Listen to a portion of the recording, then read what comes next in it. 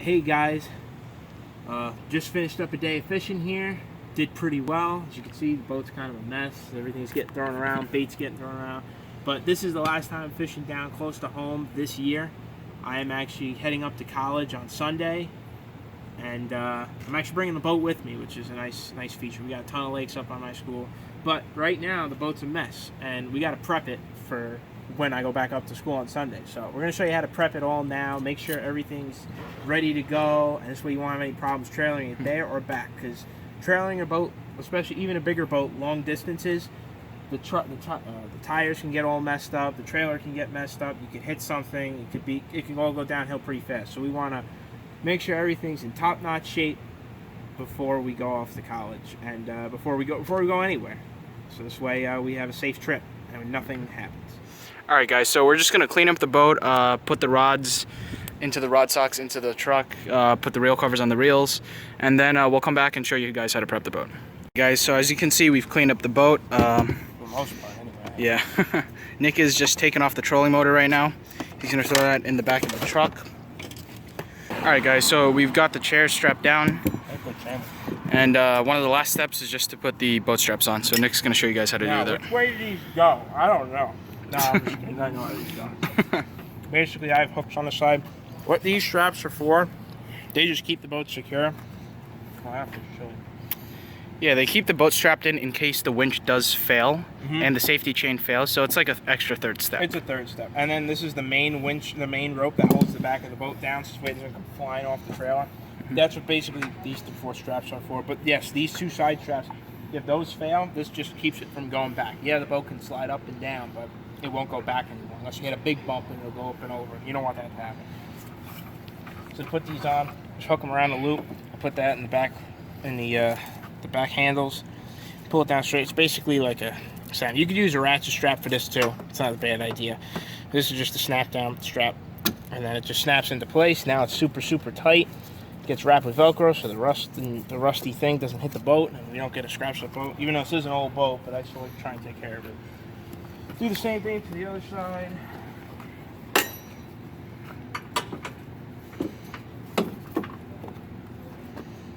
Same thing to the other side.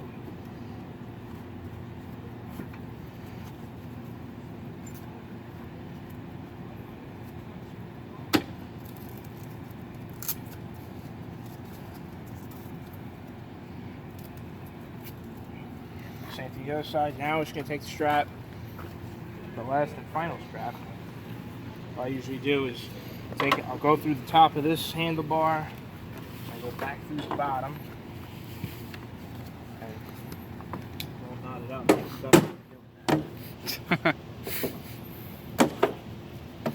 So what happens is it comes through here, and actually since it just hooks, most trailers will just be hollow on the inside if they're galvanized trailers. You can just hook stuff right on the side of them, not a problem. Just take this knot out. Busted me a mess.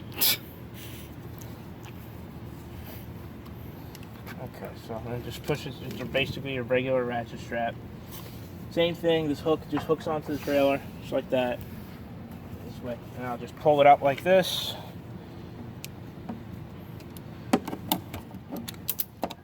Just winch it on up.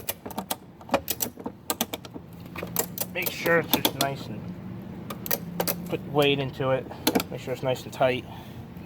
And this I could just, this way this just doesn't flop in the wind or come loose. Just make sure it goes nice and tight.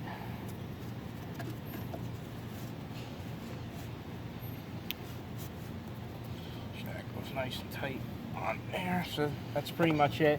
Now just make sure the tires, make sure they look good because these are in the water. I don't have covers on these. Lug nuts are nice and tight. Just make sure.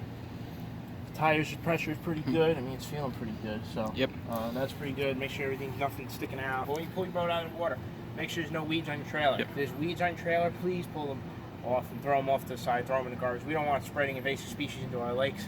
We already have that in most of the lakes here in New York, and we don't want that to happen anywhere else. So also, weeds on the trailer is a big fine here in New York. So please take your weeds off the trailer. We don't want to spread invasive species. Plus, you only get a ticket. Make sure everything is clean. Yep. Trolling motor. On your trolling motor, On your trolling motor, you have, this is a Minn Kota Maxim 70-pound thrust trolling motor. You have your switch on the side. Make sure you turn it from momentary to not to continuous. You want to make sure you turn it off, and turn your dial all the way off.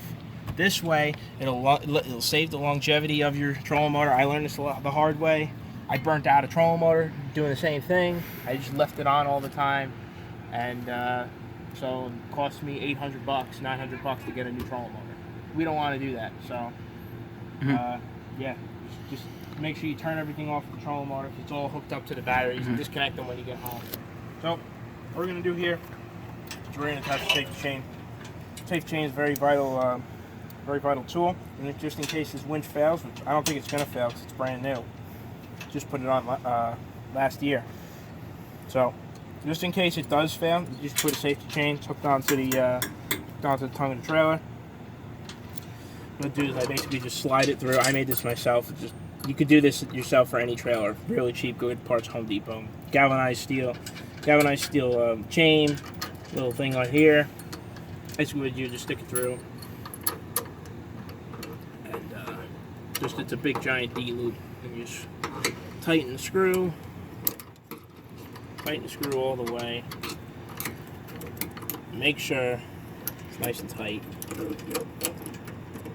If you use any pliers, tighten it, doesn't matter. Yeah, guys, it's just an extra step of precautionary measure. Pretty much. This way, now this is nice and tight. If this does happen to fail and it slides back, which it won't because it's trapped down in the back, but still, it's not going anywhere. So this way it stayed perfect. Now we're pretty much, the last thing to do is start the truck, get in and check the lights, because if you don't have working lights, that's a big ticket. Plus you want to just be able to show everybody where you're signaling to. Yep, guys, so we're just going to check the lights real fast, and then as long as the lights are working, the boat's ready to go. Yep. All right, Nick's got the lights in. Left turn signal works. Right turn signal works. Brake lights? Yep, they work.